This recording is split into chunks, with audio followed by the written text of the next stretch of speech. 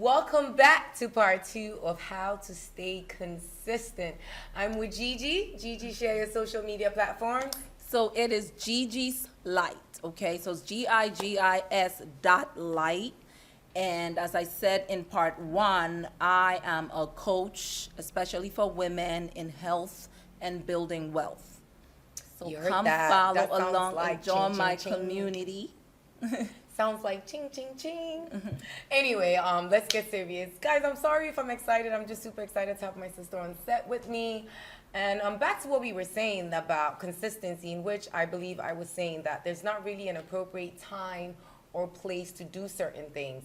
So, as Gigi said, it's about being consistent, and we've spoken about a lot about health, but I wanted to mention that this applies to anything or any aspect of your life. What would you say? Right, yeah, definitely.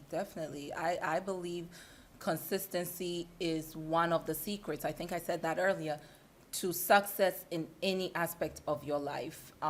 With many people, the big names that we know that have achieved a lot, when you research into the background of what they've achieved, I like to use Jeff Bezos, for example, as an example. He was at it for a long time before we even knew who he was. Before we knew who Amazon was, Amazon existed in his garage, right? But he didn't quit. He didn't stop in spite of the challenges that he faced. So again, consistency in any area of your life, whether it's at work, whether it's in school, whether it's your health, which is what we've been focused on, or if you're an entrepreneur like us trying to build a business, don't stop. Keep going. I love that you said that fact. Let's talk about Serena Williams, which now we're in sports. Michael Jordan, we're still in sports. Kobe Bryant, we're still in sports. Then we can get to Mark Zuckerberg from Facebook.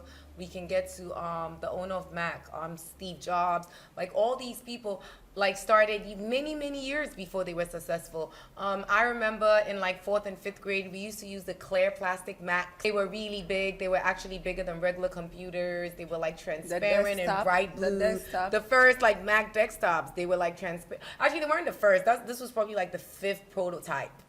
And they were orange, red. Point of the matter is, he did not give up. He kept going on and on and on and on about everything that he wanted to do. So no matter what industry you're in, no matter what you're working on, staying consistent, it's key. I know I've spoken about it here before, and it might sound redundant, but it really it really works. I see it in myself, in my daily, whether it's consistency in what I eat and me staying healthy and my skin looking good and not breaking out, whether it's in even sales and business. When I stay on point and I'm doing what I'm supposed to do at work, the money also comes through. So it's even in being a parent.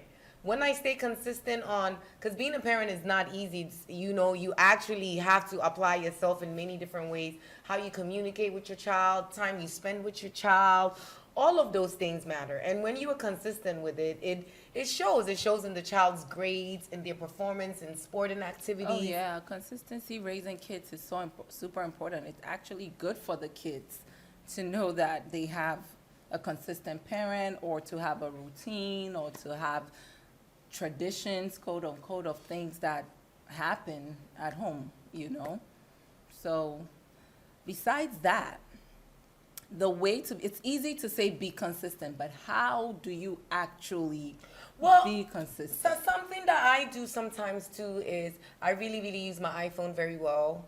I set alarms. I set reminders.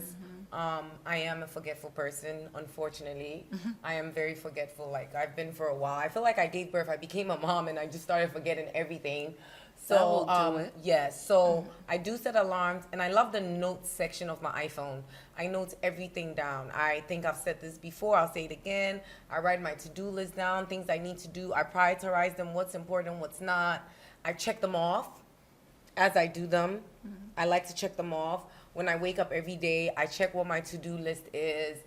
And you know what? Not to toot my own horn, but I want to give myself a pat on the back because I'm very proud of myself, because I noticed where I'm coming from, whether it's from childhood, my whole lifestyle, and where I'm going and where I'm at now. It makes me very happy for myself because I feel like I'm killing my goals slowly, one step at a time, I'm killing my goals. High five. And you know, you have to give yourself grace. Yeah. You have to give yourself grace. You have to be patient with yourself because nothing is overnight.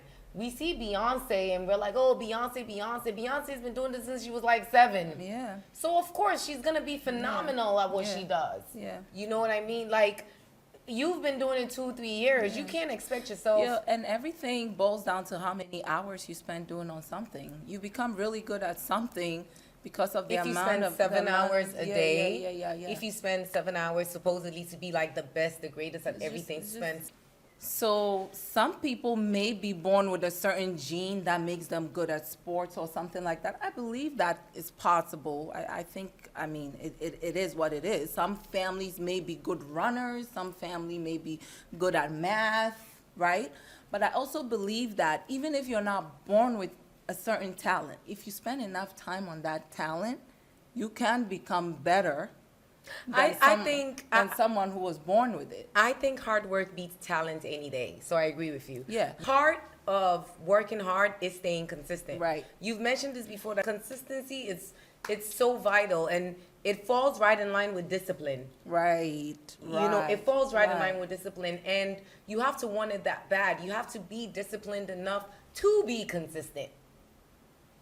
Because we all want to eat that ice cream. We all want to go to sleep. You said exactly what I was thinking, because when we started, you said I was vegan, and so many people I come told to you me, I adopted and her. there, so many people come to me and are like, Gigi, how do you not eat meat?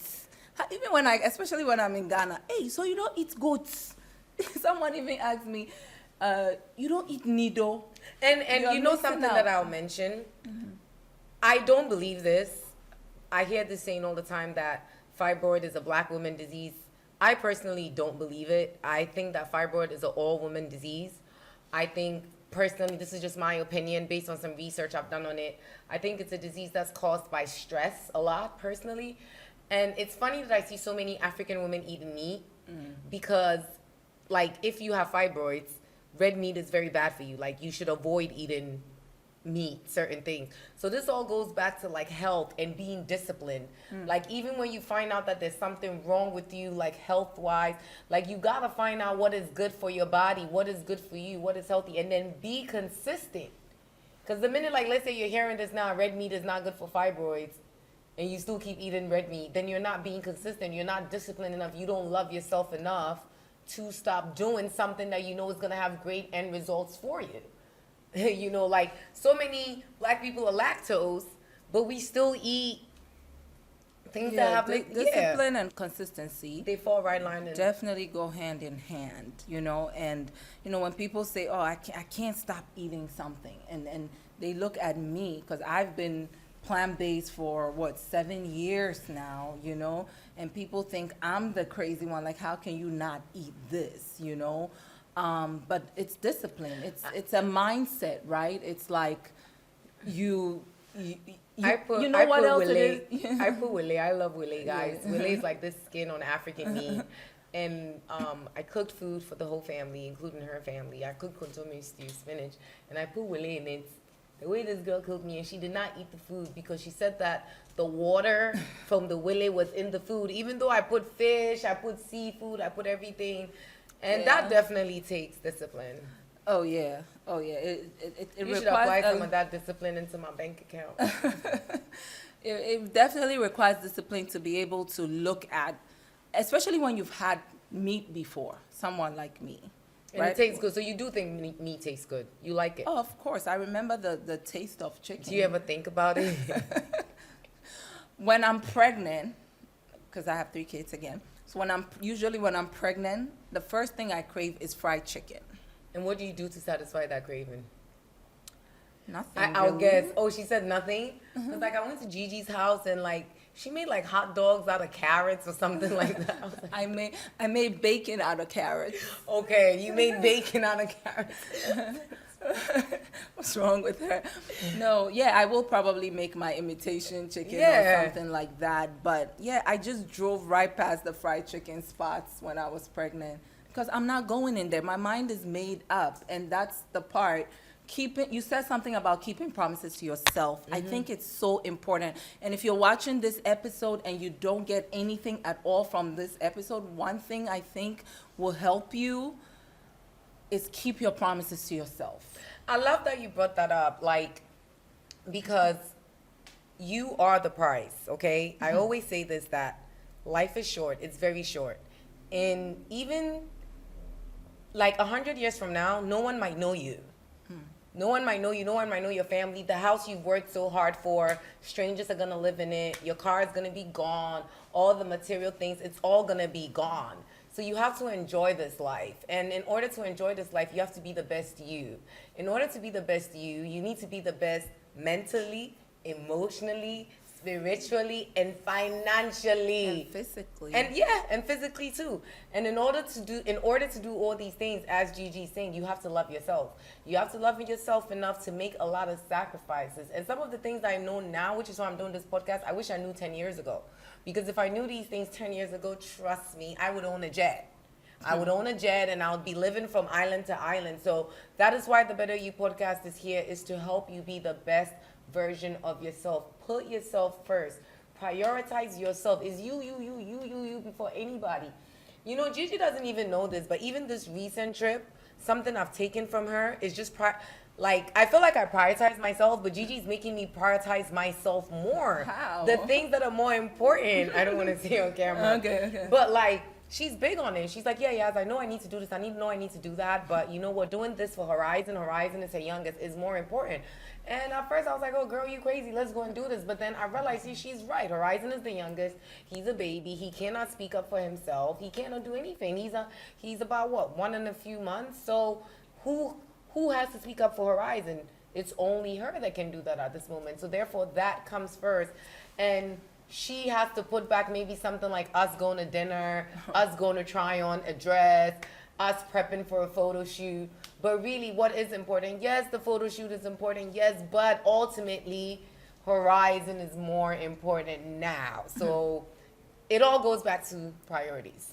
Yeah. Any last words? Because our time is up. Ooh, like I was saying, if you're watching this, keep your promises to yourself. You know, if you say you're going to be healthy, do the things that is required of you to be healthy. If you say you're going to build the wealth that you need to build to be that generational, you know, thinker in your family, the one that's going to change things in your family, do the things that you need to do to get there. Have your priorities, you know. And speaking of that, we forgot to do Better Fit. We have a segment that we do here called Better Fit. And you look great today. I love your outfit, the collar combo. Thank you. So tell us about your outfit. Of course, it's from Sugar Coated, first of all. And, you know, my style is more, what is this, preppy or? It's nice. It's a bit more conservative, Yeah, but it's my nice. style I is love the shirt. conservative, yeah. I love how you paired the embroidery in the shirt, how it matches the jeans. When you were Thank you, standing up, yeah. you were looking flawless. I was like, yeah, that's my sister. Always flawless. Yes, as usual, my outfit is from Sugar Coated as well. This is the lovely two-piece we have in the shop. We have it in several different colors. My shoes, these are currently my favorite heels. They're by Bottega. I have a few pairs of them just because I love wearing heels and they're comfortable. They don't break my back. I can wear them all day. So I'm like, yeah, I'm wearing that. And thank you very much for tuning in. Kofi is getting at me that our time is up. Guys, thank you so much. Again, we're on Spotify now. The link is below. Check us out on Spotify, on YouTube. And be sure to subscribe, comment, leave topics. Give us your suggestions. What do you think about the episode? Should my adopted sister come back? Let us know all that below. And for everything about myself, it's yazziesingari.com. We'll see you soon. Bye.